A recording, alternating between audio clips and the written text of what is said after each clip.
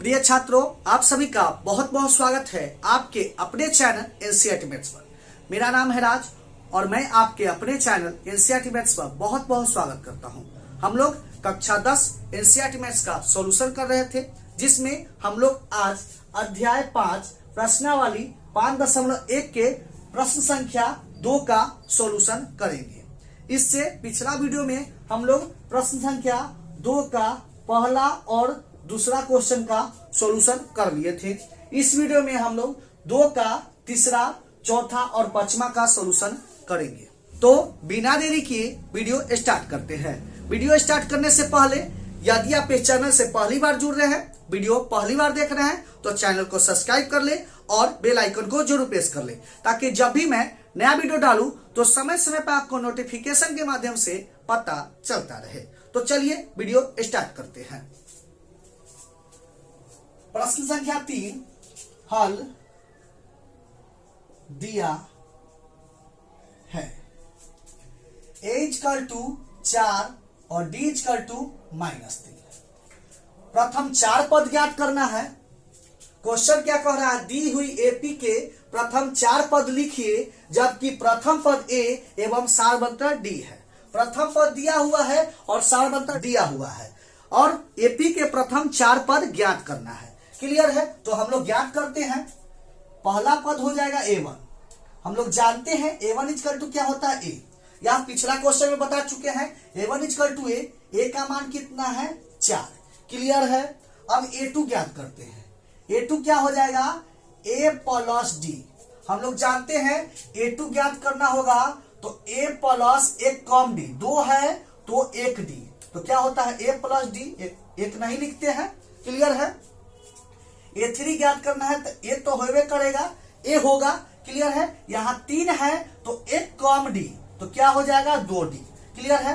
a4 ज्ञात करना है तो a तो होगा ही, और यहाँ 4 है तो 1 कम d, कितना होगा? 3d। क्लियर है? यह सब बता दिए थे। a5 a प्लस 5 है तो 1 कम 4d।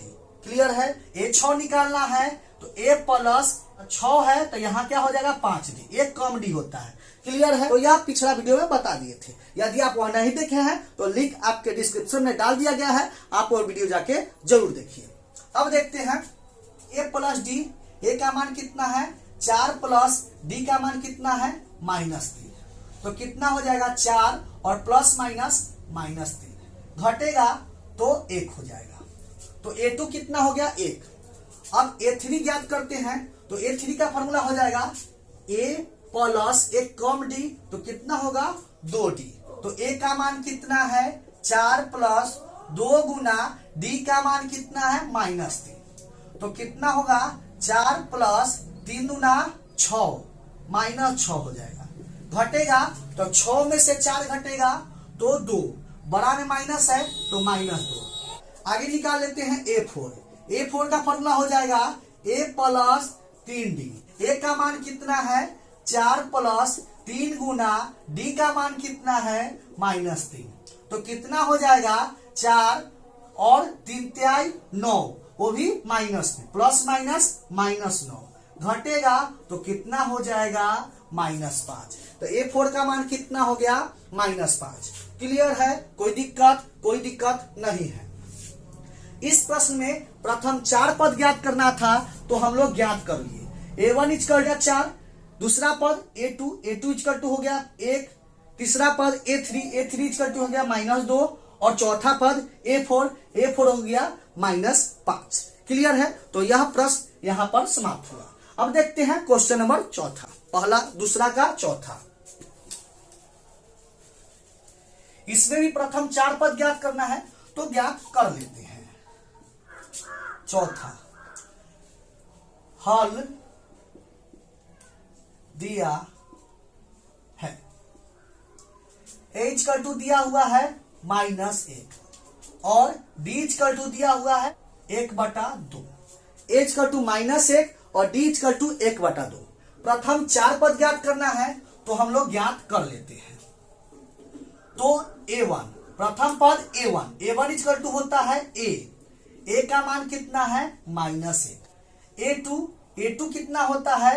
ए प्लस डी, ए का मान कितना है -1 प्लस डी का मान कितना है 1/2। यहाँ भिन्न के घटाव होगा, भिन्न का घटाव कर देते हैं तो एलसीएम कितना हो जाएगा 2, 2 से भाग दीजिएगा, 2 एकम 2, तो यहाँ -2 प्लस 1 घटेगा तो कितना हो जाएगा -1/2, प्लस माइनस माइनस घटेगा, बड़ा में माइनस है तो -1/2। क्लियर है। अब A3 ज्ञात कर लेते हैं। A3 का फॉर्मूला होता है A plus 2D, A plus 2D। A का मान कितना है, A का मान -1 प्लस 2 गुना D का मान कितना है 1/2, 2 से 2 कटेगा तो कितना होगा -1 और 1। क्लियर है। तो कितना हो जाएगा प्लस माइनस माइनस दोनों घटेगा तो मान होगा 0। अब हम लोग A4 देख लेते हैं। A4 का फॉर्मूला होता है A प्लस 3D। A का मान कितना है -1 प्लस 3 गुना D का मान कितना है 1/2, तो हो जाएगा -1 प्लस 3 एकम 3/2। तो यहाँ भी भिन्न का घटाव होगा, तो भिन्न का घटाव कीजिएगा, अपना हो जाएगा 2 एलसीएम होगा, 2 एकम 2 तो -2 प्लस 3 एकम 3 कितना हो जाएगा, घटेगा प्लस माइनस माइनस घटेगा तो कितना हो जाएगा 1/2। बड़ा में प्लस है तो प्लस में मान देगा तो 1/2। तो A4 का मान कितना हो गया 1/2। क्लियर है। तो यह भी प्रश्न यहाँ पर समाप्त हो गया। क्लियर है। उम्मीद करते हैं कि यह भी प्रश्न आपको जरूर समझ में आया होगा।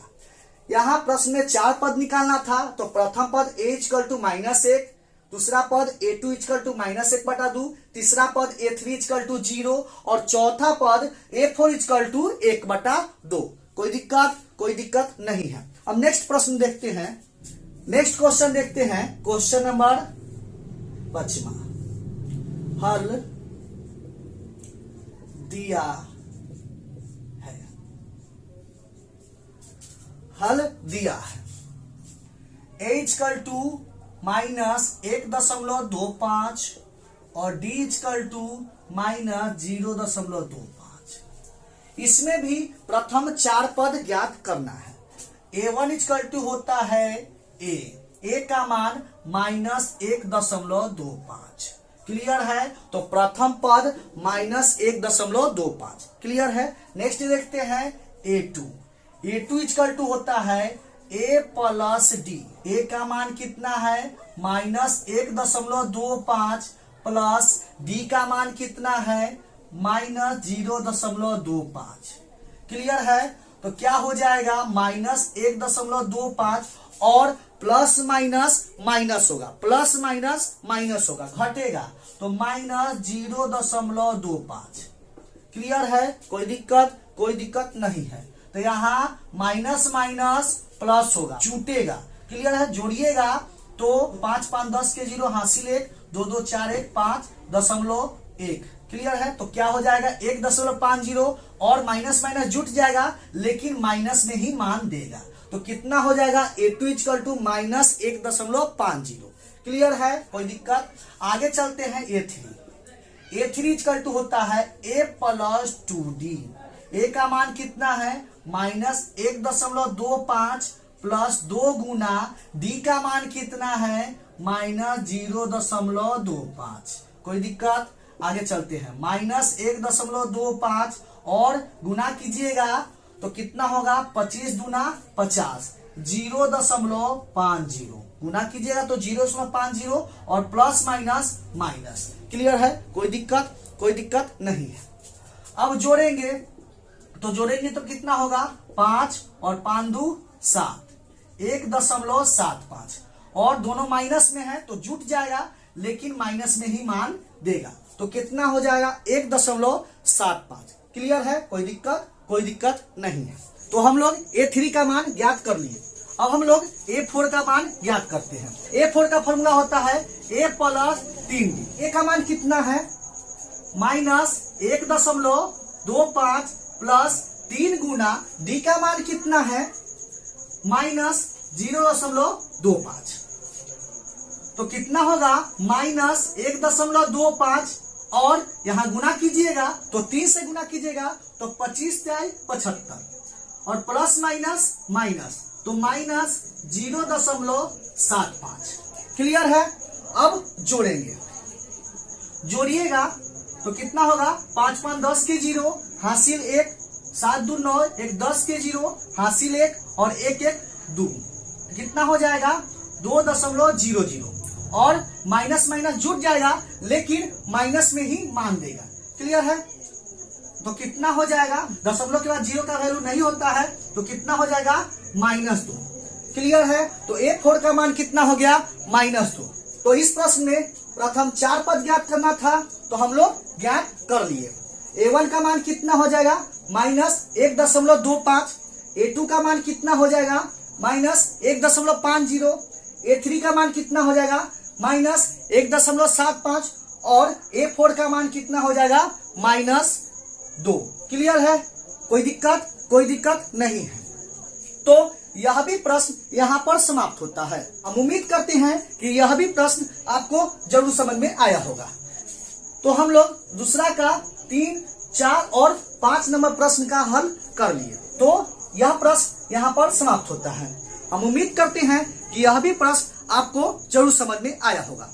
यदि क्वेश्चन समझ में आया है तो वीडियो को लाइक कर दे और ज्यादा से ज्यादा अपने दोस्तों के पास शेयर जरूर करें। मिलते हैं नेक्स्ट वीडियो में इसी तरह के नए प्रश्नों के साथ। तब तक के लिए धन्यवाद।